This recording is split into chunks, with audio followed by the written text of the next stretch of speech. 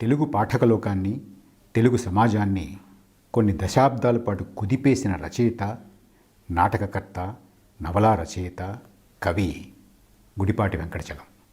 పాఠకలోకానికి చలం. చలంలాగా వాక్యం రాయాలని ధ్యేయంగా పెట్టుకుని సాధన చేసిన రచయితలు అనేక మంది. చలం భావాలతో ఏకీభవించిన వారు కూడా ఆయన ప్రభావం నుంచి తప్పించుకోలేకపోయారు.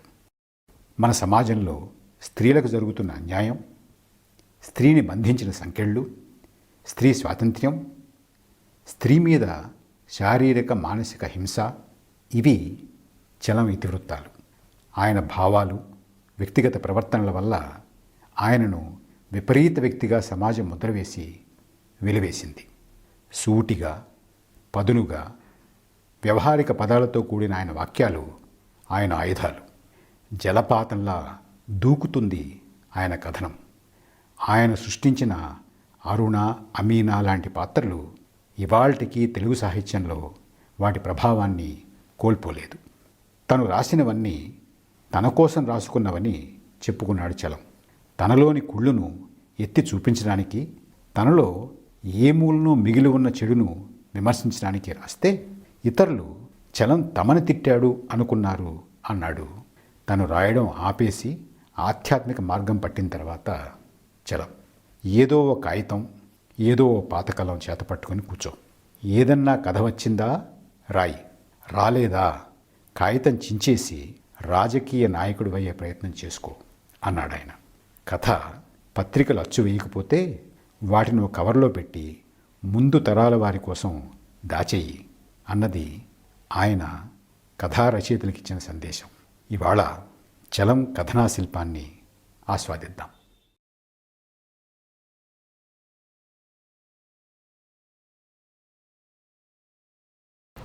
చలం కథ 1922లో రాసిన ఆర్గ్యుమెంటు. ఏమయ్య జడ్జి గారు, నాకు శిక్ష వేసే ముందు నేను చెప్పే సంగతులు యోచించుకోండి. నాకు మళ్ళీనే మీకు నవరుచులున్నాయి. నా మాదిరిదే మీ శరీరము, రక్తము, మాంసమే, ఇనుము కాదు. నాలోనూ అందరిలోనూ ఉన్న ఆత్మే మీలోనూ ప్రకాశిస్తోంది.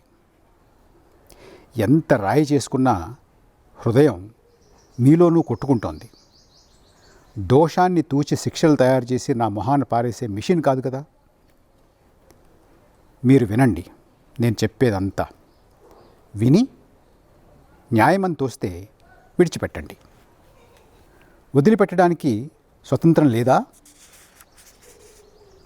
ఈ ఉద్యోగం మానుకోండి ధైర్యం ఉంటే. ధైర్యం లేక నిర్దోషిని శిక్షిస్తారా? కానివ్వండి. నేను నిర్దోషిని, దోషినని నాతో వాదించి రుజువు చెయ్యి. ఆ ప్లీడర్ని ఊరుకోమను. వాళ్ళకి నిజంతో పని లేదు, ఫీజుతో తప్ప. నా నేరం నేనే ఒప్పుకుంటున్నాను, సాక్షులతో పని లేదు. నీకు మెదడు ఉంది, నాకు ఉంది, ఇద్దరం కలిసి యోచిద్దాం. అవును, బిడ్డ పుట్టకుండా నేను గర్భం తీసేసుకున్నాను. అది ఎట్లా నేరమో చెప్పు. పుస్తకాల్లో తప్పని రాసి ఉంది. అలా తప్పనకు. పుస్తకాలు పురాతనాలు. ఆ రాసిన వాళ్ళు దుర్మార్గులు, బుద్ధిహీనులు. వాళ్ళ మాట ప్రకారమే నడుచుకుంటే మనకి వేరే మెదళ్ళెందుకు, తెలివెందుకు? పుస్తకంలో అక్షరాలకి లొంగిపోతావా? నేను తిరగబడ్డాను, లోపడ్డావా నువ్వు? నాకంటే పిరికివాడివి, స్వతంత్ర యోచన లేనివాడివి, దోషివి. నీకేం అర్హత ఉంటుంది నన్ను శిక్షించడానికి? విను మరి, నేను మొదట చేసింది తప్పంటావా? ఆ పని చేస్తే శిక్ష లేదు మీ పుస్తకాల ప్రకారమే. ఆ పనే తప్పంటావా? అది నువ్వు చేస్తున్న పనే. భర్త లేనిది చేయడం తప్పంటావా? భర్త ఉండి కడుపు వచ్చినా కడుపు తీసుకోవడం నేరమేగా. అదిగాక కడుపు రాకుండా ఏం చేసినా తప్పు లేదు. వస్తే మొదటి నుంచి అంతా తప్ప. కడుపు రావడం నా తప్పు కాదు కదా. పెళ్ళానికి పిల్లలు పుట్టకపోతే అది ఆమె తప్పుగా చూసే మీరు నాకు కడుపు రావడం తప్పంటారా? గర్భం కలిగిన తర్వాత ఎందుకు తీసేసుకున్నామంటారు. నాకు అనేక కారణాలున్నాయి. నన్ను పోషించేవాడు వదిలేస్తాడు, ఎట్లా బతకను? నాకు ఇంకేం కష్టం పని చేసుకుని బతకడం చేత కాదు. కూలి చేసుకోరాదా, వంట చేసుకోరాదా అని సులభంగా అంటారు. అందమైన కూలిదాన్ని కానీ వంటదాన్ని కానీ బతకనిస్తారా మగాళ్ళు? ఇక్కడ ఉన్నవాళ్ళందరూ అట్లాంటి మహానుభావులే. కోట్లు తలగొడ్డలు పెట్టుకుని వెకిలి నవ్వు కార్చుకుంటూ మీసాలు మెలుస్తూ నా వంక అతి తీవ్రంగా చూస్తూ కూర్చుంటే సరే, మీ సంగతి ఎవరికి తెలియదు. మగాళ్ళు బలవంతం చేస్తే నీ నీతి ఏమైందంటావు? తమకి లోబడకపోతే తమ పెళ్ళాలతో సాడీలు చెప్పించి పనిలోంచి తీసేయించేస్తారు. ముందు మొగుళ్ళ మీదనే సాడీలు చెప్తే మొగుళ్ళతో పోట్లాడినా చివరికి ఆడవాళ్ళు నన్నే పొమ్మంటారు మర్యాదగా. నేను బతకాలి, ఎందుకు లోబడ్డానని అందరూ తిట్టేవాళ్లే. మీ భార్యల్ని అట్లా గదుల్లో దాచుకోకుండా కానీ లేకుండా నాకు మళ్ళీ వీధుల్లో పారేయండి. వితంతువులు కాగానే ఏ బంధువుల ఇళ్లల్లోనో చాకరీలకు చేరతారే, అభిమానం ఉన్నదాన్ని గనక ఆ నీచత్వం కన్నా ఈ స్వతంత్రమే నయమనుకున్నాను. స్వతంత్రంగా సంపాదించమనండి ఓ దమ్మిడి మీ భార్యల్ని, తెలుస్తుంది. ఆ కులుకు ఆ పాతివ్రత్యం అన్నీ ఏమవుతాయో. 2 రోజులు ఇంట్లోంచి వెళ్ళి బయట బతికి రమ్మందరూ, తెలుస్తుంది సంగతి. ఆ సంగతి పోనీయండి. గర్భం రాగానే ఆయన నన్ను వదిలేశాడు. ఆకలి ఎక్కువైంది, ఒంట్లో బాగాలేదు, మందులు కావాలి. ఏం చేయను? మీ గుమ్మాల్లోకి వస్తే తరుగుతారు, అవునా? పతివ్రతలు మీ భార్యలు గుమ్మాలు కడుక్కుంటారు. మైల పడ్డామని నా నీడ తాకిన చోట పాన్నీళ్లు చల్లి శుద్ధి చేస్తారు. బిడ్డని కంటాననుకోండి, దాన్ని నువ్వు పెంచుతావయ్యా? పోనీ దాని పోషణకి ఖర్చిస్తావా? శరణాలయాలున్నాయి, కానీ నీతియుక్తంగా కన్న పిల్లల్ని తల్లిదండ్రులు చస్తే తీసుకుంటారట ఆ శరణాలయాలు. పెట్టిన వాళ్ళు నీతియుక్తంగా పుట్టారేమో అసలు. వెధవముండా కొడుకని అందరూ ఏడిపిస్తే ఎవరు ఓదారుస్తారు? నీ పిల్లలతో ఆడుకొనిస్తావా? నన్ను పోషించడమే మా ఆయనకి ఇంత కష్టంగా ఉంది. రోజుకి 3 సార్లు పొమ్మంటారు. నేనైతే మాడి చస్తాను. వాణ్ణి ఎట్టా చంపుకోను? వాడి బాధ చూడలేక వాణ్ణి ఏ బావిలోనో తోసి నేను ఉరకాలి. పేపర్లో చదువుతారు, ఒక స్త్రీ పిల్లాన్ని చంపి తాను చచ్చిందని. దీనికి ఏం పుట్టిందని తిట్టుకుంటారు. పేపరు మడిచి దీపం ఆర్పి పడుకుంటారు. మరి ఆ లాని ఏర్పరిచిన వాళ్ళు మీరో మీ తాతలో నాకు వెలి రాకుండా, నా బిడ్డకి అమర్యాద రాకుండా కాపాడతారా? ఆ సంగతి మీకేమీ తెలీదు. మీకు తెలిసిందల్లా నన్ను ఖైదులో పారేయడమే. అవును, నాకు వేరే గతి లేక ఆ దిక్కుమాలిన పిల్లకి ప్రాణం ఇచ్చి ఏడిపించడానికి కాఠిన్యం తక్కువై తల్లిని గనక ఈ పని చేశాను. మీ అభ్యంతరం ఏమిటి? మొదటిది, ప్రాణం తీశానన్నారు. అది నాలో భాగమా వేరే ప్రాణమా? నాలో భాగమైతే దాన్ని తీసేసుకుంటే మీకేం? నాకు కురుపులేస్తే కోసేసుకోను. నా చెయ్యి కోసేసుకుంటా, మీకేం? వేరే ప్రాణమా, నాది కాదా? అయితే నా లోపల దాన్ని ఎవరు ప్రవేశించమన్నారు? నా అనుజ్ఞ లేనిది లోపల ప్రవేశించి నన్ను బాధించమన్నదెవరు? మీ అనుజ్ఞ లేకుండా మీ ఇంట్లోకి ఎవరన్నా వస్తే మీరేం చేస్తారు? అట్లానే నేను బయటికి తరిమేశాను. చస్తే నేనేం చేయను? నేను రప్పించానా? లేదు. నాకు బిడ్డ పుట్టాలని ఏమాత్రమూ లేదు. నాలోకి వచ్చి నా ఆరోగ్యం, నా సౌందర్యం చెడగొట్టి నా మానం తీసేస్తే బాగానే ఉంది. నేను ఎందుకు దాన్ని కాపాడాలి? దానికోసమా? అవును, మీకోసంలాగే ఉంది. మీరందరూ దాన్ని తిట్టి వెక్కిరించి మీ పతివ్రతల్ని, మీ పిల్లల పవిత్రపు పుట్టుకల్ని సమర్థించుకునేందుకు. నా ఇష్టం వచ్చిన మందు నేను మింగుతాను. దాన్ని చావమన్నదెవరు? మీ పొట్టలో పాములు చేరితే అవి చావడానికి బాగానే మందులు తాగుతారే. దానికి అసలు ప్రాణం ఉన్నదని మీకు ఎట్లా తెలుసును? భూమి మీద పడింది ఊపిరన్నా పీలవదు. ప్రాణం ఉన్నదని మీకేం తెలుసు? నువ్వెప్పుడన్నా కడుపుతో ఉన్నావా? జడ్జి, నీకేం తెలుసు? పుట్టిన బిడ్డ తిండి లేక మాడి చస్తే నీ ప్రాణం సుఖంగా ఉంటుందా? నీ కళ్ళు చల్లగా ఉంటాయా? మరి ప్రాణం తీసిన వాళ్ళకి మరణశిక్ష కదా. అది వెయ్యరేం నాకు? అంటే పూర్తి మరో ప్రాణం కాదన్నమాట. అర ప్రాణం. పావు ప్రాణం ఉంటుందా? అరాత్మ, పావు ఆత్మ ఉంటాయా? నిండు ఆత్మలు మీకున్నాయా? ఉంటే నన్ను ఎందుకిట్లా ఏడిపిస్తారు?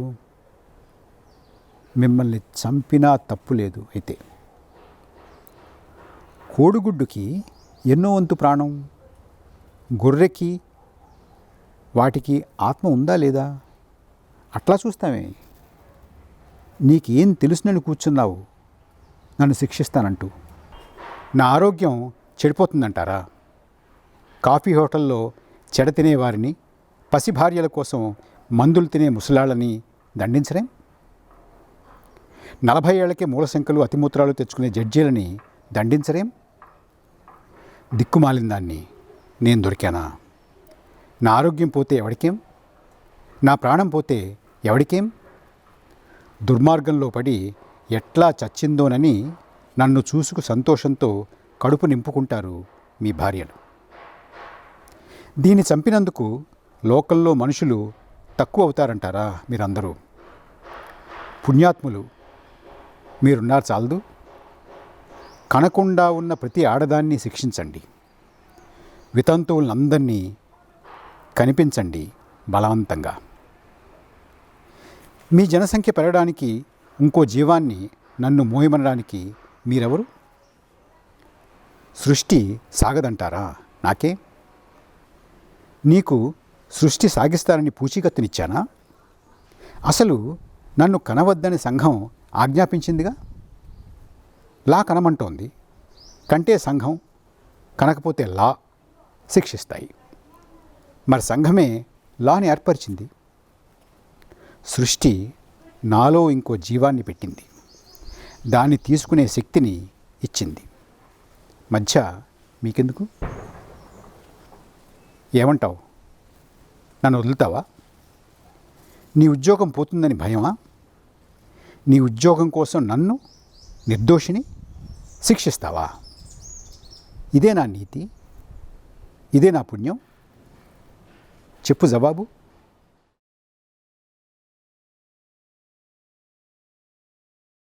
చలం కథ 1956లో రాసిన అవసరం లేని ఆపరేషన్. ఆ బాణాసంచ హడావిడి ఏమిటి? Tea party. ఎవరికి? ఈ ఊరు ఆడ డాక్టర్కి బదిలీ అయింది.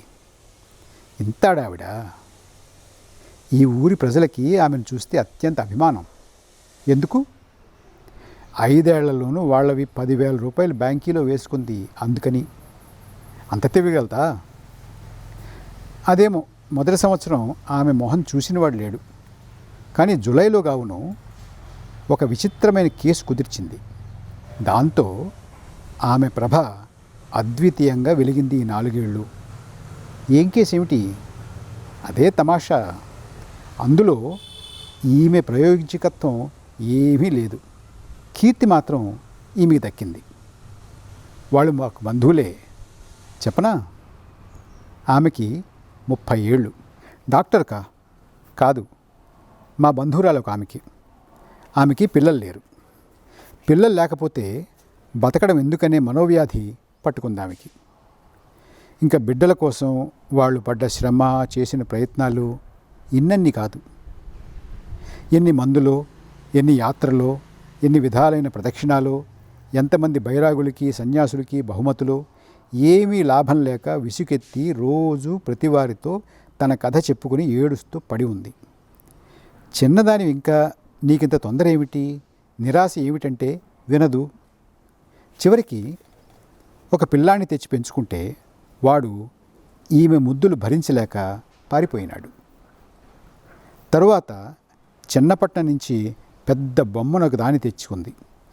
ఆ బొమ్మకి పాలిచ్చి, ముద్దాడి, నీళ్లు పోసి, చొక్కాలు తొడిగి, అది చేతులు కాళ్ళు ఆడించాలని, ఏడవాలని, మాట్లాడాలని ఆమె చేసే ప్రయత్నం చూస్తే అందరికీ అమితమైన జాలి కలిగేది.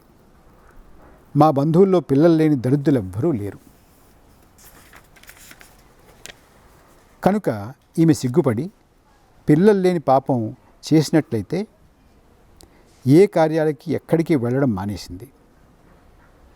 ఎవరు తన ఇంటికి వచ్చినా వాళ్ళు తనని హేళన చేస్తున్నారని అనుకుంది. పిల్లల కోసం ఈమె చేయడానికి నిరాకరించే పని ఉందా అనిపించేది. ఇంతలో ఆ ఊరు ఒక స్వామివార్ల మీద గొప్ప స్వామివార్లు వచ్చారు. గొడ్రాళ్ళకి పిల్లలు పుట్టించడంలో ఆయన బహు నేర్పరి. గుంపులు గుంపులుగా ఆడవాళ్ళు ఆయన దర్శించి కృతార్థులవుతున్నారు. ఒక్క వితంతువులు మాత్రం ఆయన గాలి తగిలితే తమకి ఏ ఉపద్రవం కలుగుతుందో అని దూరాన తప్పుకుంటున్నారు. సరే, ఈమె ఆయన దర్శనానికి వెళ్ళింది. 15 రోజుల్లో గర్భిణి చిన్నాలు కనపడ్డాయి. వేవిళ్ళు మొదలైన సంగతులన్నీ సక్రమంగా జరిగాయి. ఇంకా ఉత్సవాలేమిటి, సూడెదులు, వచ్చే బంధువులు, పోయే బంధువులు. 10 నెలలు ఒకటే గొడవగా గడిచింది. 10 నెలలు దాటాయి, కనలేదు. సంవత్సరం అయింది, కడుపు అట్లానే ఉంది. వాళ్ళకి భయం వేసి ఈ డాక్టర్ దగ్గరికి తీసుకొచ్చి చూపారు. ఆమె పరీక్ష చేసి ఇది కడుపు కాదని రూఢిగా చెప్పింది. ఆ మాట వినగానే పాపం ఈ పిల్ల మూర్ఛపోయింది. బంధువులంతా గొల్లుమని ఏడ్చారు. వారం రోజులు మందిచ్చేటప్పటికల్లా పొట్ట కాస్త కరిగిపోయింది. ఇట్లా 10 నెలల గర్భిణిని వారం రోజుల్లో మాయం చెయ్య శక్తి కలిగిన డాక్టరు తిరిగి దాన్ని నిజంగా రప్పించలేదా అనే గట్టి విశ్వాసం వాళ్ళకు కుదిరింది. ఆమె తనకి చేత కాదు పొమ్మన్నా వాళ్ళు పోలేదు. ఒకరోజు రాత్రి ఈమె పోయి డాక్టర్ కాళ్ళ మీద పడి బతిమాలుకుని తనకి సంతానం కలిగిస్తే 1500 కాసుల పేరు ఇచ్చేస్తానంది. ఈ డాక్టర్ భర్త BA పాస్ అయి ఎండకాలపు సెలవులకి ఈమె ఇంట్లో ఉన్నాడు. ఒకరోజు భార్య ఆసుపత్రికి వెళ్ళినప్పుడు ఈ అమ్మాయి వస్తే నవ్వి చేయి పట్టుకుని దగ్గరికి లాక్కున్నాడు. ఈ అమ్మాయి చాలా పూర్వాచార పరాయణురాలు. దైవభక్తిలో, భర్త సేవలో పెరిగిన మనిషి. పరపురుషుల ధ్యానం ఇంతవరకు ఎరగదు. అట్లాంటిది బలవంతంగా తటస్థించిన చాలా ఘోర పాపమని జంకుతుంది. అతని పైని గౌరవం చేత, భయం చేత ఏం అనకపోయినా అతని నుంచి తప్పించుకుని ఒక్క మాట మాట్లాడకుండా వెళ్ళిపోయింది. మళ్ళీ ఒంటరిగా ఆ ఇంటికి వెళ్ళలేదు. కానీ అతనికి మాత్రం ఈమె మీది మమకారం ఏమాత్రం వదలలేదు. మర్నాడు ఆపరేషన్ నిశ్చయమైంది. ఆ సాయంత్రం ఆ అమ్మాయి భయంతో డాక్టర్ ఇంటూ ఏడుస్తూ కూర్చుంది. తన భార్య పక్క గదిలోకి వెళ్ళినప్పుడు ఈమెతో, ఊరికే ఏడవకు, ఈ డాక్టర్లకు ఏం తెలుసు, ఈ ఆపరేషన్ లేకుండా అనేక మందులున్నాయి. మలయాళంలో, కాశ్మీరంలో అనేక క్రియలున్నాయి. అవి నాకు తెలుసు. డాక్టర్ ఆసుపత్రికి వెళ్ళిన తర్వాత రా చెప్తాను అన్నాడు అతను. ముందు వేళాకోళం అనుకుంది. కానీ ఆలోచించగా ఒకవేళ అతనికి ఏదన్నా మంత్రం తెలిసి ఉండకూడదా అని తట్టింది. ఆపరేషన్ అంటే ఆమెకున్న మహాభయము, బిడ్డ మీద ఆపేక్ష ఆమె విశ్వాసాన్ని మరింత బలపరిచాయి. ఇంటికి వెళ్ళి భర్తతో చెప్తే తప్పకుండా వెళ్ళి కనుక్కోమన్నాడు. ఆమె రాగానే డాక్టర్ భర్త కూర్చోబెట్టి ఈ సంగతులు మాట్లాడాడు. ఈ పిల్లలు పుట్టుకుపోవడము నీ లోపము కాదు, నీ పూర్వజన్మ లోపము కాదు. దేవుడికి నీ మీద ఆగ్రహము కాదు. లోకంలో గడ్డి పరకలకి 1000 గింజలు, ఈగలకి 1,00,000 గుడ్లు ప్రసాదించే ఈశ్వరుడు నిన్ను గొడ్రాలి చేయాలి అని ఉద్దేశపడతాడా? లోకమంతా జననీ ప్రేమతో మోగిపోతూ ఉంటే బిడ్డో అని ఏడ్చే నీకు బిడ్డలు లేకపోవడం ఏమిటి? పోనీ నీ దేహంలో రుగ్మత ఉందా? ఏ మూల లేదు. కోపం తెచ్చుకోకు. లోపమంతా నీ భర్తది. ఆయన వంశంలో పిల్లలు ఎక్కువ మంది ఉండరు, అవునా? మరి ఆయనకి ఆపరేషన్ చేయాలా? లాభం లేదు. అయితే ఎట్లానూ లేదు. ఏదో చెబుతా అన్నారు. మరి చెప్తే కోపం తెచ్చుకోవు కదా. చెప్పండి. నీకు ఆవు ఉందనుకో, దానికి దూడ కావాలి. ఒక ఎద్దు దగ్గర ఎద కాకపోతే ఏం చేస్తారు? సిగ్గుతో మాట్లాడలేదు. చెప్పు మరి. ఇంకో ఎద్దు దగ్గరికి తోల్తారు, అంతే. మాట్లాడకుండా కూర్చుంది స్తంభించిపోయి. నేను చెప్పే మాట విను. నీకు పిల్లలంటే వెర్రి. పిల్లలు లేకుండా బతకలేవు. గంపెడు పిల్లల్ని కడుపారా కనేందుకు నిన్ను, నీ శరీరాన్ని, నీ మాతృ హృదయాన్ని సృష్టి ఏర్పరిచింది. అందుకే ఈ బాధ. నీకు పిల్లలు, వారి మీద ప్రేమ, స్త్రీకి జన్మ హక్కు సహజం. అవే స్త్రీ జీవితానికి మకుటాలు. అవి లేక జీవితం శుష్కం, అర్థవిహీనం. అందుకని ఎంత అణుచుకుందామని ప్రయత్నించినా అణగని బాధ నీకు. ఇక ముందు ఇంకా బాధపడతావు. ఈ యాత్రలు, మంత్రాలు, ఆపరేషన్లు ఏం లాభం? ఆయన్ని మార్చవు కదా. ఆయనకి ఏమీ జబ్బు లేదే. లేదు, కానీ ఇదే జబ్బు. ఏది? నీకు ఆయనకి జత కుదరలేదు. అయితే జత కుదుర్చుకోవాలి. అంటే వేరే పెళ్లి చేసుకోవాలి. ఆయన చేసుకుని ఏం లాభం? ఆయన కాదు, నువ్వు. నేనా? పెళ్ళా? పెళ్ళంటే పల్లకిలో ఊరేగడం కాదు. ఇంకో భర్తని బిడ్డల కోసం మాత్రం. మధ్యనే పొండి అని లేచింది. ఆ కోపమే వద్దన్నాను. బిడ్డలు ఎత్తుకోకుండా, ఆడించకుండా, వాళ్ళ ముద్దులు చూడకుండా ఉండగలవా? వెళ్ళకు. ఒక్క మాట విను. మా అబ్బాయిని చూసావుగా, అట్లాంటి వాడే పుడితే మేము సంతానాలకి ప్రసిద్ధి. మా గాలి సోకితే చాలు మేము 12 మా తల్లికి. మాలో ఒక్కొక్కరికి 4 పిల్లల కన్నా తక్కువ లేరు. వెళ్ళిపోయి రాత్రంతా ఆలోచించుకుంది. మర్నాడు సాయంత్రం డాక్టర్ భర్త టెన్నిస్కి వెడుతూ ఉండగా ఆమె గుమ్మంలో సిగ్గుతో ఎదురైంది. ఆ సాయంత్రానికి ఆమెతో ఇంట్లోనే ఉండిపోయినాడు. ఆమె ఆపరేషన్ మానేసి తన ఊరు వెళ్ళింది 3 రోజుల తర్వాత. ఏడాది అయిన తర్వాత చక్కని పాపాయిని ఎత్తుకుని వచ్చింది డాక్టర్ దగ్గరికి. ఆ అమ్మాయి భర్త చాలా సంతోషంతో, గర్వంగా, ఆపరేషన్లు అన్నారు, ఒక 100 వదిలేవి, ఏమీ లేకుండానే ఎట్లాంటి పిల్లవాడు కలిగాడో, ఈశ్వరుడి దయ ఉంటే ఏమన్నా జరుగుతుంది అన్నాడు. డాక్టరు భర్తని పిలిచింది. చిన్నప్పుడు మన పెద్దబ్బాయి అచ్చు ఇట్లా ఉండేవాడు కదూ అంది. డాక్టర్కి ఆ అమ్మాయి భర్త ఒక చీర ఇచ్చాడు. డాక్టర్ భర్తకి బంగారపు వాచి గొలుసు ఇచ్చింది ఆ అమ్మాయి. అప్పటి నుంచి ఈమె కీర్తి దివ్యంగా వెలిగింది. ఇలా చదవడం కవుల, రచయితల, ప్రచురణకర్తల హక్కులకు భంగం కలిగించడం మా ఉద్దేశం కాదు. ఇలా చదవడం వల్ల ఈ కవితలు, గేయాలు, పద్యాలు, గద్య రచనలు మళ్ళీ మళ్ళీ జనసామాన్యంలోకి వెళ్ళి అవి వారి చెవిన పదే పదే పడి వాటి పట్ల ప్రజలకు అభిరుచి, ఆసక్తి మరింత పెరుగుతుందని మా ఉద్దేశం. వారు ఆ గ్రంథాలను కొంటారని, చదువుతారని, వాటికి మరింత ప్రాచుర్యం కలుగుతుందని మా ఆశ. పఠనానికి మీ వంతు ప్రోత్సాహాన్ని ఇవ్వండి. పఠన కుతూహలాన్ని ప్రోత్సహించండి. పఠన కుతూహలం కార్యక్రమం వారానికి ఒకసారి ఉంటుంది. ప్రతి ఆదివారం భారత కాలమానం ప్రకారం రాత్రి 9:30 గంటలకు న్యూస్టింగ్ రేడియోలో కొత్త ఎపిసోడ్ ప్రసారం అవుతుంది.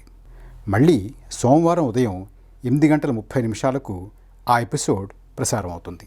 ఒకరోజు వీలు కాకపోతే మరో రోజు మీరు వినడానికి వీలుగా అలా షెడ్యూల్ చేశాం. విదేశాల్లో ఉన్నవారికి కూడా ఈ పునః ప్రసార సమయం కొంత సౌకర్యంగా ఉంటుందని అనుకుంటున్నాం. ఈస్టర్న్ స్టాండర్డ్ టైం ప్రకారం ఆదివారం ఉదయం 11 గంటలకు, తిరిగి అదే రోజు రాత్రి 10:30 ఈ కార్యక్రమం ప్రసారం అవుతుంది. న్యూస్టింగ్ యూట్యూబ్ ఛానల్లో కూడా ఆదివారం రాత్రి అదే సమయానికి కార్యక్రమం విడుదలవుతుంది. నేను ఎంచుకుని చదువుతున్నవి కాకుండా పలానావి కూడా చదివితే బాగుంటుంది అని మీకు అనిపిస్తే నాకు తెలియజేయండి. అవి కూడా చదవడానికి ప్రయత్నిస్తాను. newsting.in@gmail.com newsting.in@gmail.comకు ఆ రచయితల, కవుల పేర్లు, వారి రచనలు స్పష్టంగా రాసి మెయిల్ చేయండి.